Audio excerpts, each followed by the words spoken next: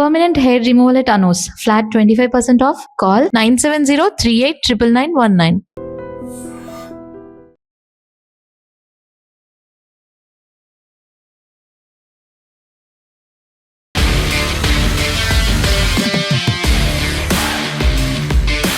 నమస్తే, welcome to I dream talking point with కవిత.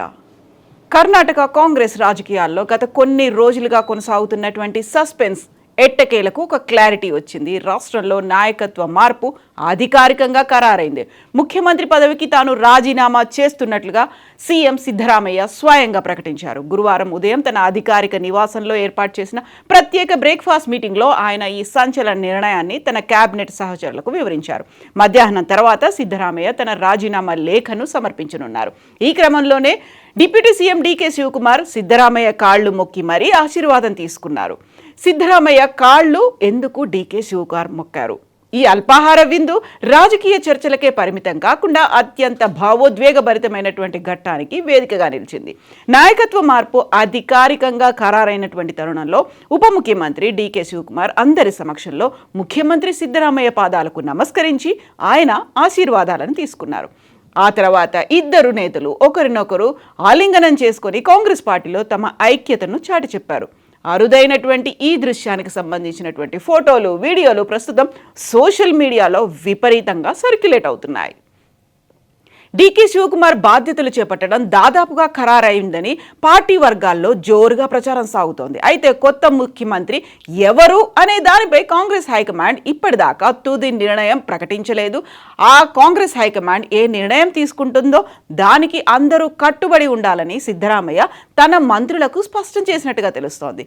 ఇక ఇప్పుడు వచ్చినటువంటి లేటెస్ట్ డెవలప్మెంట్ని బట్టి చూస్తే ట్రబుల్ షూటర్గా పేరున్నటువంటి డీకే శివకుమార్కే పట్టాభిషేకం ఖాయమనేటువంటి ఇండికేషన్స్ చాలా క్లియర్గా కనిపిస్తున్నాయి. ముఖ్యంగా ఈ నెల 30న అంటే ఈ మే నెల 30వ తేదీన శనివారం రోజే డీకే శివకుమార్ ప్రమాణ స్వీకారం చేయబోతున్నట్లుగా కూడా ఇండికేషన్స్ వస్తున్నాయి. కర్ణాటక కాంగ్రెస్ రాజకీయాల్లో గత కొన్ని రోజులుగా నలుగుతున్నటువంటి నాయకత్వ మార్పు వ్యవహారం గురువారం అత్యంత కీలకమైనటువంటి స్టేజ్కు చేరుకుంది. రాష్ట్రంలో అధికార బదిలీకి సంబంధించినటువంటి ప్రక్రియ ఊపందుకున్నప్పటికీ ఏ నిబంధనల ఆధారంగా ఈ మార్పు జరగాలనే దానిపై ఇంకా సందిగ్ధత కొనసాగుతూనే ఉంది. ముఖ్యంగా సీఎం సిద్ధరామయ్య కేంద్ర రాజకీయాల్లోకి తీసుకురావాలనే దానికి అధిష్టానం తీసుకున్నటువంటి ఈ ఆలోచనలకు నిర్ణయానికి ఒక బ్రేక్ పడినట్టుగా అర్థమవుతోంది. ఢిల్లీకి వెళ్ళి రాజ్యసభ సభ్యత్వాన్ని స్వీకరించడానికి సిద్ధరామయ్య తీవ్రంగా అపోజ్ చేస్తున్నట్టుగా కాంగ్రెస్ పార్టీ ఇప్పుడు భావిస్తోంది. ఆ వివరాలు అఫీషియల్గా రాకపోయినప్పటికీ అదే భవిష్యత్తులో జరగబోతోంది అనేటువంటి సంకేతాలు కూడా వస్తున్నాయి. ప్రస్తుతం కర్ణాటక రాజకీయాల్లో ఒక సాంకేతికపరమైనటువంటి చర్చ కొనసాగుతోంది. రాష్ట్ర గవర్నర్ గెహ్లోట్ కొన్ని వ్యక్తిగత కుటుంబ కారణాల రీత్యా ఇప్పుడు ఆయన బెంగళూరులో అందుబాటులో లేరు. ఆయన కర్ణాటకను విడిచిపెట్టి తన స్టేట్కు వెళ్ళిపోయారు అనేటువంటి సమాచారం. ముఖ్యమంత్రి రాజీనామా, నూతన ప్రభుత్వ ఏర్పాటుకు సంబంధించి అధికారిక ప్రక్రియలు ఎక్కడా ఆగవు, అంతా షెడ్యూల్ ప్రకారమే జరుగుతాయి అనేటువంటి మాట కాంగ్రెస్ పార్టీ చెప్తున్నప్పటికీ నెక్స్ట్ ఏం జరగబోతోంది? రాబోయే కొన్ని గంటల్లో బెంగళూరుతో పాటుగా ఢిల్లీ వేదికగా కొత్త కేబినెట్ కూర్పుపై మరిన్ని కీలకమైనటువంటి ఫేజెస్ ఉండబోతున్నట్టుగా అర్థమవుతోంది. ముఖ్యంగా సీఎంగా రాజీనామా చేస్తే సిద్ధరామయ్యకు రాజ్యసభ సీట్తో పాటుగా జాతీయ రాజకీయాల్లో కీలక ప్రాధాన్యత కల్పిస్తామని హామీ ఇచ్చినట్టుగా ఇప్పుడు సమాచారం అందుతోంది.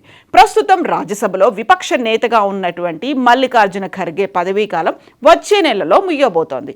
మల్లికార్జున ఖర్గే కూడా కర్ణాటక నుంచే ఆ స్థానంలోనే సిద్ధరామయ్యను కూర్చోబెట్టాలనేటువంటి నిర్ణయానికి కాంగ్రెస్ అధిష్టానం వచ్చినప్పటికీ సీఎం సిద్ధరామయ్య మాత్రం ఇందుకు నో చెప్పారని, అసలు యాక్సెప్ట్ చేయలేదు అనేది కాంగ్రెస్ వర్గాలు చెప్తున్నటువంటి మాట.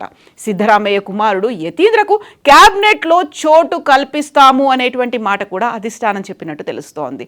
తాను జాతీయ రాజకీయాల్లోకి రాలేనని, దానికి ప్రధానమైనటువంటి కారణం తనకు హిందీ రాదు, భాషా సమస్య ఉంటుంది అనేటువంటి మాట సిద్ధరామయ్య రాహుల్తో చెప్పినట్టుగా ఇప్పుడు ప్రచారం జరుగుతోంది.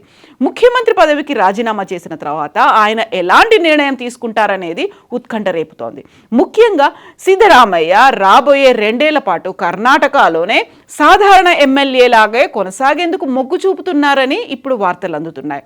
ఈ అధికార బదిలీ ప్రక్రియకు సంబంధించినటువంటి విషయాలతో పాటు భవిష్యత్తు కార్యాచరణపై చర్చించేందుకు ఆయన గురువారం సాయంత్రం ఢిల్లీకి వెళ్తారు అనేటువంటి వార్తలు కూడా వస్తున్నాయి. అక్కడ కాంగ్రెస్ అగ్రనాయకత్వంతో ముఖాముఖిగా భేటీ అవుతారు.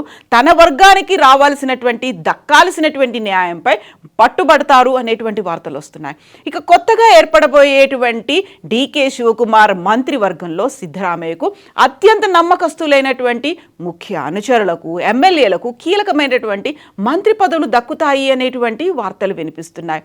రెండు వర్గాల మధ్య కుదిరినటువంటి సయోధ్య ప్రకారం ఎలాంటి విభేదాలు లేకుండా ప్రభుత్వం సాఫీగా కొనసాగాలి అనేటువంటి ఉద్దేశంతో సిద్ధరామయ్య పెట్టేటువంటి డిమాండ్లకు అంగీకరించబోతున్నారు. అలా అయితేనే సమతూకం అనేది ఉంటుంది అనేటువంటి భావన ఇప్పుడు కాంగ్రెస్లో వ్యక్తమవుతోంది. రాబోయేటువంటి కొన్ని గంటల్లో ఢిల్లీ వేదికగా, దీంతో పాటుగా బెంగళూరులో జరిగేటువంటి తీవ్రమైనటువంటి పరిణామాల్లో కర్ణాటక నూతన ముఖ్యమంత్రి ఎవరు అనే దానిపై కంప్లీట్ క్లారిటీ రాబోతోంది. ఇక ప్రస్తుతం కర్ణాటక గవర్నర్ దావర్చంద్ గెహ్లోట్ ఇండోర్ పర్యటనలో ఉన్నారు. అయినప్పటికీ కూడా రాజీనామా ప్రక్రియను ఆలస్యం చేయకూడదని సిద్ధరామయ్య భావిస్తున్నట్టుగా తెలుస్తోంది.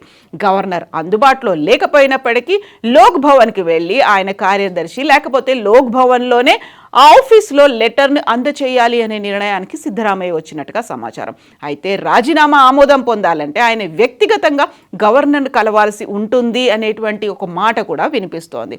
బట్ ఇప్పటికైతే ఒక క్లారిటీ వచ్చింది, సస్పెన్స్కి తెరపడింది. 2.5 ఏళ్ళు సిద్ధరామయ్య ఉంటారు, 2.5 ఏళ్ళు డీకే శివకుమార్ ఉంటారు అనేటువంటి మాట ముందు నుంచి కర్ణాటకలో కాంగ్రెస్ ప్రభుత్వం ఏర్పడిన దగ్గర నుంచి వినిపిస్తూ వస్తోంది. దానికి సంబంధించే బోల్డ్ అని గ్రూపులు, క్యాంపు రాజకీయాలు, రిసార్ట్ వేదికగా మంతనాలు జరిగాయి. ఎట్టకేలకు ఇప్పుడు డీకే శివకుమార్ ముఖ్యమంత్రి కాబోతున్నారు, సిద్ధరామయ్య దిగబోతున్నారు అనేటువంటి వార్తలు అయితే వినిపిస్తున్నాయి. ఖచ్చితమైనటువంటి క్లారిటీ ఈరోజు సాయంత్రం వరకు రాబోతోంది. సో తెర వెనుక ఎలాంటి మంతనాలు జరిగాయి, నెక్స్ట్ సిద్ధరామయ్య ఏం చేయబోతున్నారు, రాజ్యసభకు వెళ్తారా లేకుంటే సాధారణమైనటువంటి ఎమ్మెల్యే లాగా అసెంబ్లీలోనే ఉండబోతున్నారా? మీరేమనుకుంటున్నారో కామెంట్స్ రూపంలో తెలియజేయండి.